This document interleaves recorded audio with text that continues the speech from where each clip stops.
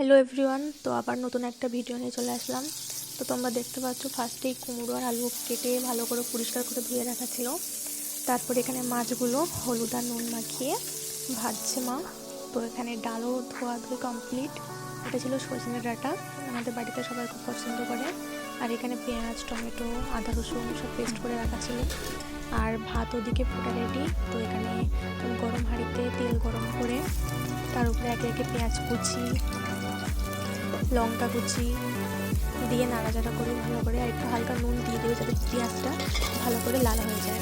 তো তারপরে কেটে রাখা কুমড়ো আর আলুটা দিয়ে দেওয়া হলো, তারপরে লবণ আর যে বাকি মশলাগুলো হলুদ, মরিচ, লঙ্কা গুঁড়ো, মিট মশলা দিয়ে নাড়াচাড়া করা হলো। ভালো করে এটাকে কষতে হবে। তারপরে আদা রসুন দেওয়া হলো, দিয়ে ভালো করে নাড়াচাড়া করে এখানে ডাল ধুয়ে কমপ্লিট। তো ডালের মধ্যে পেঁয়াজ কুচি, কাঁচা লঙ্কা, টমেটো কুচি আর আদা রসুন বাটা আর যাবতীয় যে মশলাগুলো দেওয়া হয়, হলুদ, মরিচ আর মিট মশলা গুঁড়ো। তো তারপরে কাঁচা সর্ষের তেল দিয়ে ভালো করে মাখিয়ে নিতে হবে। এটা কিন্তু মাখানোর উপর ডিপেন্ড করে ডালটা কেমন টেস্ট হবে।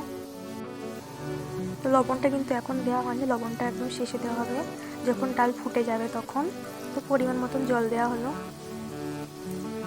এখানে আমাদের কুমড়ো প্রায় জল দিয়ে একটু হালকা ফোটাতে দিতে হবে।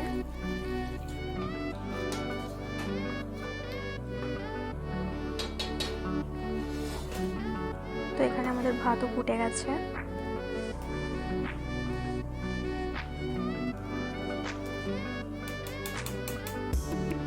তো তারপরে ভাতটা নামানোর পর ডালের হাঁড়িটাও বসিয়ে দেওয়া হলো, ডালটাকে চাপা দিয়ে রেখে দেবে।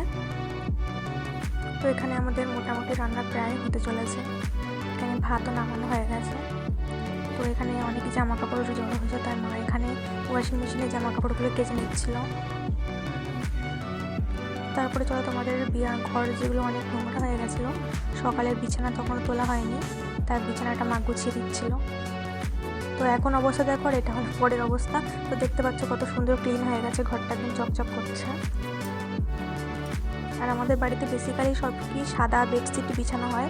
আমাদের সাদা রঙটা খুবই পছন্দ, চারিদিকে যাই দেবে প্রায় আমাদের বাড়িতে সাদা জিনিস। তো সাদা কালারটা আমাদের বাড়িতে সবাই খুব পছন্দ করে।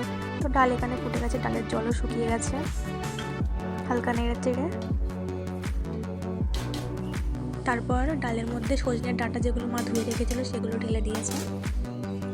তো সজনে ডাঁটা আগে দিলে কিন্তু পুরো গলে যাবে, ওই জন্য ডাল খাওয়ার একদম শেষে দিতে হবে। তো ডাঁটাগুলো দিয়ে হালকা নেড়ে চেড়ে আবার এটাকে ঢাকা দিতে হবে।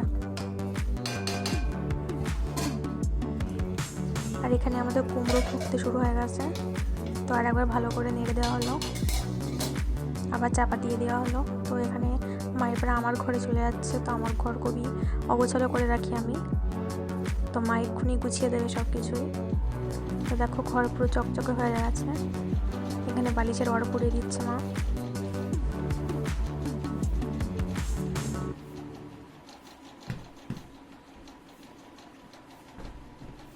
তো তোমরা দেখতে পাচ্ছ ওই ঘরেও সাদা বিছানার চাদর ছিল এখানেও।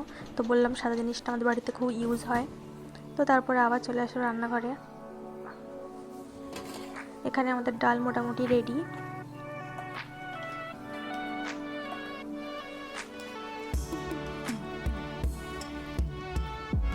তো দেখো কত টেস্টি লাগছে ডালটা, আর সত্যি খেতে খুব সুন্দর হয়েছিল। তো যেটা বলেছিলাম একদম শেষে লবণ দিতে হবে, তো এখানে শেষে লবণটা দেওয়া হলো, পরিমাণ মতন জল দেওয়া হলো, আবার একটু নাড়াচাড়া করা হলো, না হলে নুনটা যাতে ভালো করে ওর সাথে মিশে যায়। তো এখানে আমাদের ডাল রেডি, মা হাতটাকে মুছে নিচ্ছিল।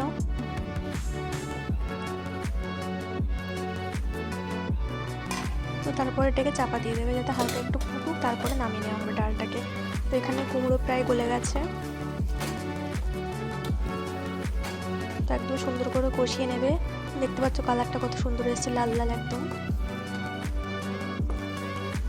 কুমড়ো কিন্তু আমার দাদুর খুব ফেভারিট একটা খাবার, দাদুর জন্যই বেশি করে প্রায় দিন আমাদের বাড়িতে কুমড়ো রান্না হয়।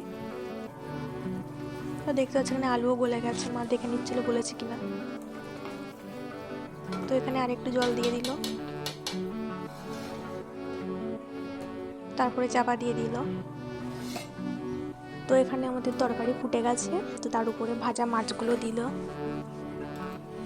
ফার্স্টে গ্যাসের ফ্লেমটা একটু জোরে রাখবে মাছ দেওয়ার পর, তারপরে যখন ফুটে উঠবে তখন গ্যাসের ফ্লেমটা একটু আস্তে দিয়ে দেবে, নাহলে এই যে তরকারির ঝোলগুলো সেই সবগুলো কমে যাবে।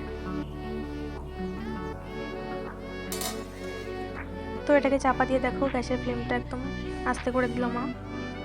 তো এখানে তারপরে দাদুও খেতে এসেছিলো, তো দাদুর শরীর খারাপ বলে দাদু রোজায় ছিল না। তো এখানে দাদুর জন্য তরকারি তুলছিলাম, দাদুর ফেভারিট তরকারি। তো এখানে দেখো দাদুর খাবার রেডি। তো এই হলো আমাদের আজকের ব্লগ। টাটা।